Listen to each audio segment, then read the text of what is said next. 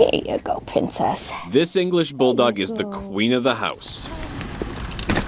Malone is 10 and a half years old, blind in one eye, and the family believes also in the other. For a bulldog, she's considered super senior.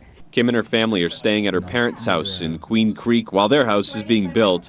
Her parents' heat hasn't been working, so Hunter with Donley Service Center was over trying to fix it early yesterday morning when he noticed something strange in the backyard.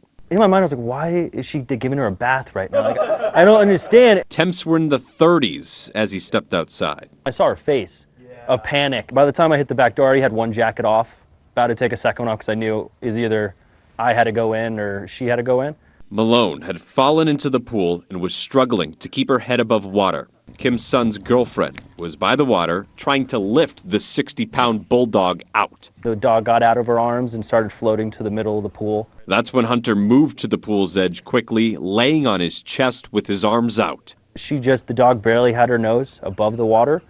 I think she saw me even though she's blind, and she kind of wiggled her way over to me, and I grabbed her by the back of the neck. He was able to reach his arms down into the water and hoist her out.